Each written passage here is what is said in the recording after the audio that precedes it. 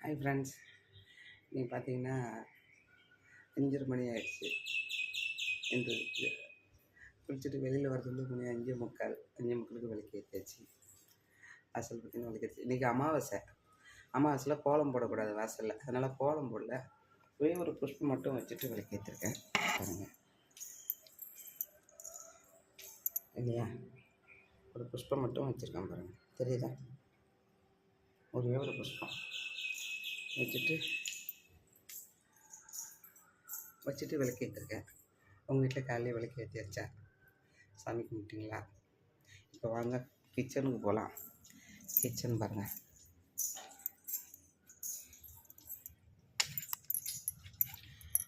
பார்த்திங்கன்னா இப்போது பால் சுட வைக்கணும். நேற்று காய்ச்சின பால் கொஞ்சம் இருக்குது, பால் சுட வைக்கணும். பையனுக்கு லஞ்சு ரெடி பண்ணணும். பார்க்கலாம்.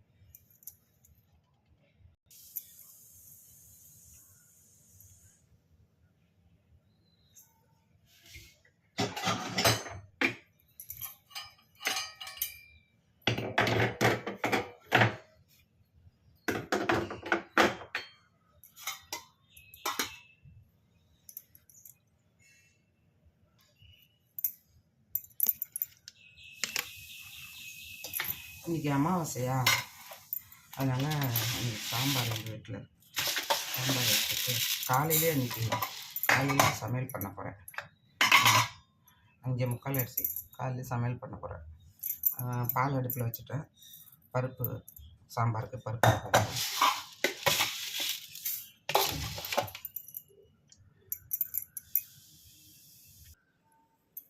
இங்கே பார்த்தீங்கன்னா அரிசி எடுத்துருக்கேன் சாதம் வைக்கிறதுக்கு. சாதத்தை இப்போ ரைஸ் குக்கரில் வைக்க போகிறேன். ரைஸ் குக்கரில் சாதத்தை வச்சுருவோம். காலையில் சாதம் வச்சுருவோம். பையன்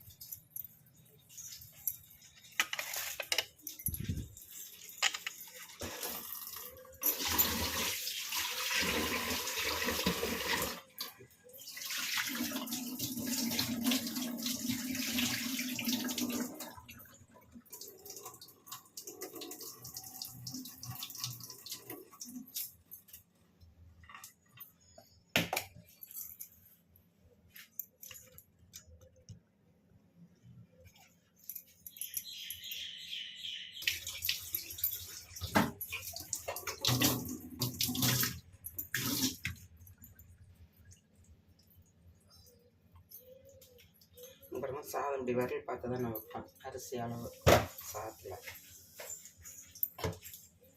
நீங்கள் எப்படி வைப்பீங்கன்னு சொல்லுங்கள். பாருங்கள் ஃப்ரெண்ட்ஸ், ரைஸ் குக்கரில் சாதம் வைக்க போகிறேன்.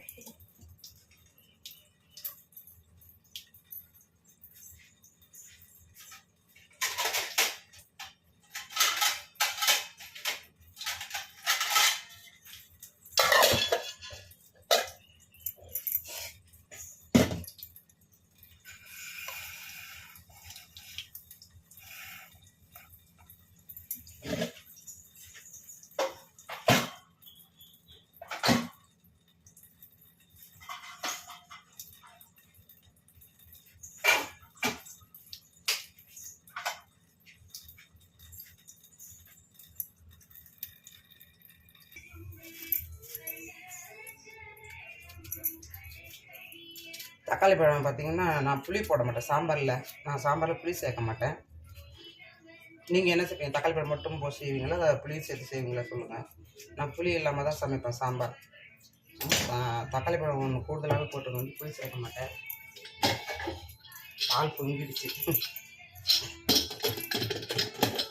அவ்வளோதான், புளி தக்காளி பழம் மட்டும் போட்டு அழைச்சிட்டோம். இன்றைக்கி அமாவாசையில் காலையில் சமையல் போட்டுங்க. மதியானம் பையனுக்கு லஞ்சு கொடுத்து அனுப்பணும். சரி, நீங்கள் கொஞ்சம் 7:30 அப்படி தான் போவேன். அதனால் சமைச்சிடலாம் அதுக்குள்ளே அப்படின்ட்டு. இன்றைக்கி பார்த்தீங்கன்னா அவரைக்காய் கத்திரிக்காய் உருளைக்கிழங்கு போட்டு சாம்பார். அவரைக்காய் கத்திரிக்காய் உருளைக்கிழங்கு போட்டு சாம்பார். பீர்க்கங்காய் பொரியல். இன்னைக்கு பீர்க்கங்காய் பொரியல். உங்கள் வீட்டில் என்ன சமையல் சொல்லுங்கள். காஃபி அடித்தா உங்கள் வீட்டில் அங்கே பாருங்கள் பால் பொங்கி பால் கீழ் பண்ணணும் இப்போ நான்.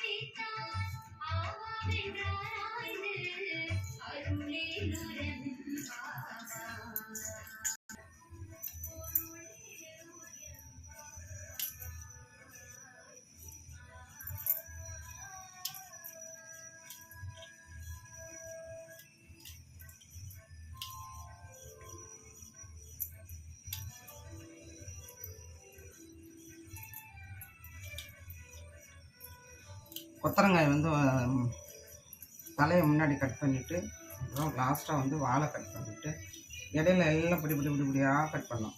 பார்த்திங்கன்னா தெரியுதா? பொடியாக கட் பண்ணோம். இந்த மாதிரி பொடியாக கட் பண்ணிவிட்டு உப்பு மஞ்சள் பொடி போட்டு அவிச்சிட்டு அப்படியே தாளித்து கொட்ட வேண்டியதான்.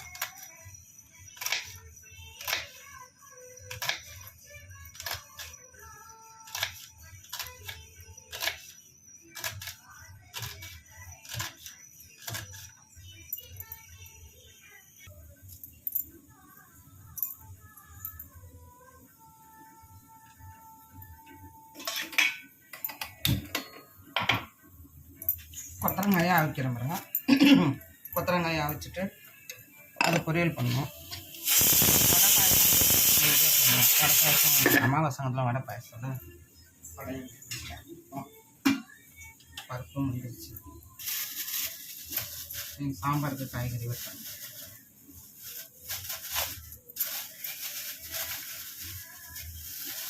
கொத்தரங்காய் பொரியலுக்காக இது வந்து அவரைக்காய் கட் பண்ணிட்டு காமிக்கிறேன்.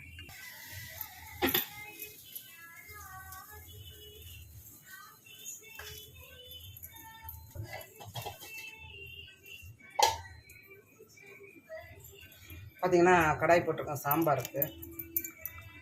கடாய் காஞ்சிடுச்சு, எண்ணெய் விடுறேன். கடாய் காஞ்சிடுச்சு, இப்போ எண்ணெய் விடுறேன். கடாய் தான்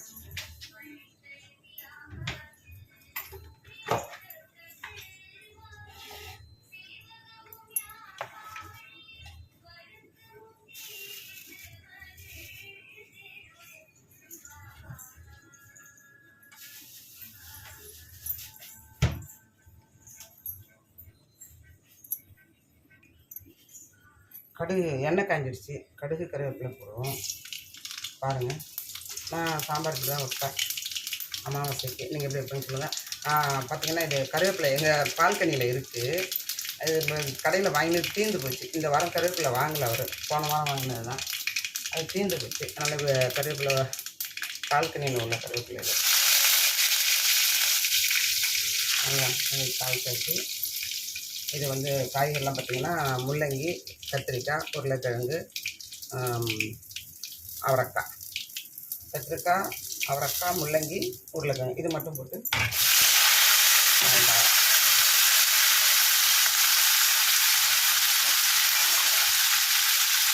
இன்றைக்கி அமாவாசை. வெங்காயம் சேர்க்க மாட்டேன். வெங்காயம் பூண்டு இல்லாமல் தான் இன்றைக்கி. ரசம், சாம்பார், ரசம், கொத்தரங்காய் பொரியல், கேரட்டு. சரி, நான் பாசிப்பருப்பு போட்டு அன்றைக்கி மாதிரி பண்ணுவேன். இப்போ இது பண்ணுவேன். அது ஒரு பேர் வரணும்.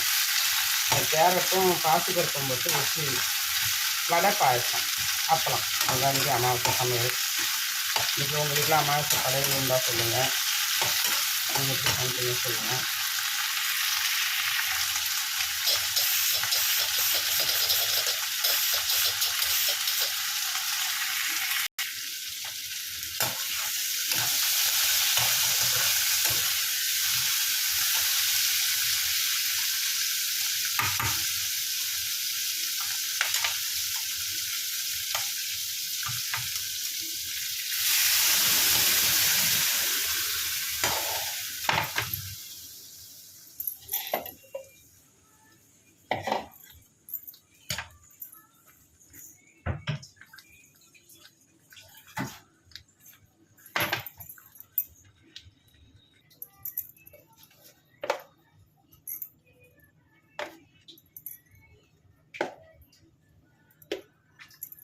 இன்றைக்கி எங்கள் வீட்டுக்கு கெஸ்ட்டு வராங்க. நீங்கள் பார்ப்பீங்க என்னடா சாம்பார் இவ்வளோ வச்சுருக்கால சட்டி நிறையான்னு.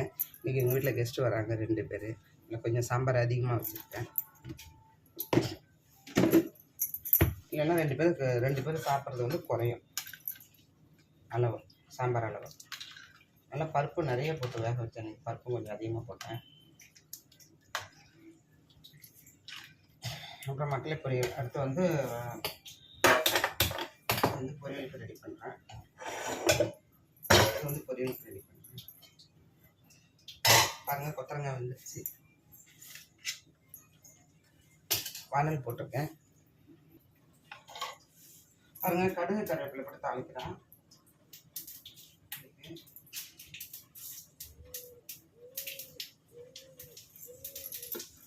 கடுகு கருவேப்பிலை போட்டு கடுகு ஜீரகம் உளுந்து போட்டு தாளிச்சிட்டு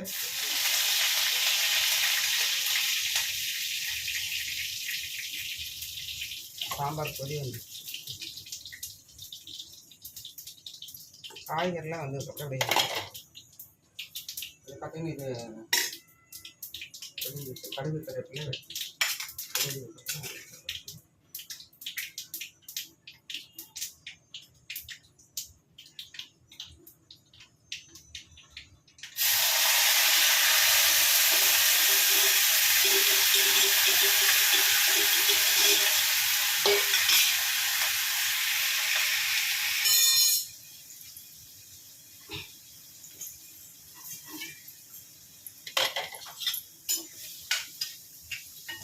மிளகாப்பொடி மல்லிப்பொடி போட்டு மஞ்சப்பொடி போட்டு இதை முன்னாடியே உப்பு போட்டு அரைச்சிட்டாங்க. இப்போ உப்பு போடணும்னு ஒன்றும் இல்லை, ஏன்னா டேஸ்ட் பண்ணவும் முடியாது. இன்றைக்கி உப்பு போடு மனம் வரதை வச்சு கண்டுபிடிச்சிருந்தாங்க உப்பு இருக்கா இல்லையாங்க. உப்பு இருக்குது, வேண்டிய அளவு உப்பு இருக்குது. அவ்வளோதான். இதை அப்படியே தாளித்து கொடுத்து வதக்கிட்டு இறக்கிடுவேன். வதங்கிட்டப்ப எண்ணெய் கொஞ்சமாக தண்ணி இருக்குது, வச்சுட்டு கூட இறக்கிடுவேன்.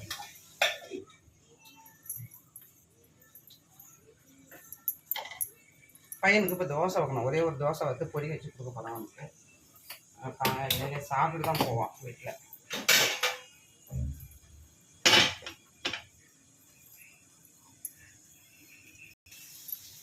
பார்த்தீங்கன்னா பொரியல் ரெடி, கொத்தரங்காய் பொரியல் ரெடி. பாருங்க, பையனுக்கு கொடுத்து விட போகிறேன். அவன் அங்கே போயிட்டு சாப்பிட்டுக்குள்ள 12 மணிக்கெலாம் நான் அங்கே வந்துட்டு அமாவாசைக்கு படித்தாகணும். நான் தான் எடுத்துன்னு போகிறேன். 12 மணிக்கெல்லாம் படித்தாங்கன்னா 1 மணிக்கே தான் அவங்க சாப்பிடுவாங்க நம்ம கம்பெனியில் ஆஃபீஸில். அதில் அவங்க சாப்பிட்றதுக்குள்ள நம்ம இங்கே சாமிக்கு படித்தாகணும். ஓகே, கொத்தரங்காய் பொரியல் ரெடி. சாம்பார் குடிச்சிட்ருக்கு. பையனுக்கு தோசை வாக்க போகிறேன். இது போட்டாங்க, தோசை வாக்க போகிறேன். அவனுக்கு வந்து இப்போ பொடி வச்சு கொடுக்க போகிறேன், இட்லி.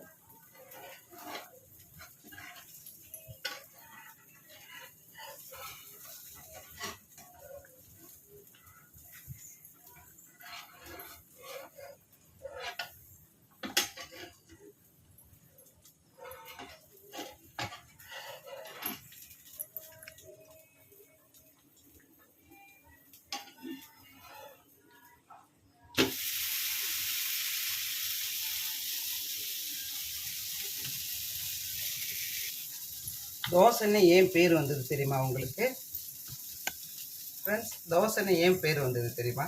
எனக்கு தெரிஞ்சதை நான் சொல்கிறேன். முதத்தோட தோசை ஊற்றுறோமா தோசை சட்டியில். தோசை தட்டில் தோசை ஊற்றினோம்னா ஸ்வைன்னு சவுண்டு வருதுல்ல, சை சைன்னு வருது இல்லையா, அது ஒரு சை சத்தம். ரெண்டாவது தடவை திருப்பி போடும்போது ஒரு சை சத்தம் வருதுல்ல, சைன்னு வருது. சைடு வரல, சைன்னு வருது. அப்போ ரெண்டு ரெண்டு சை ஆயிடுது. அதாவது ஒரு தடவை ஊற்றும் போது ஒரு சை, ரெண்டாவது தடவை திருப்பி போடும்போது ஒரு சை. தோசை. நம்ம தோசை அப்படி தான் வருதுன்னு நினைக்கிறேன். நீங்கள் உங்களுக்கு தெரிஞ்ச சொல்லுங்கள், தோசை என்ன எப்படி தோசைன்னு பேர் வந்ததுன்னு.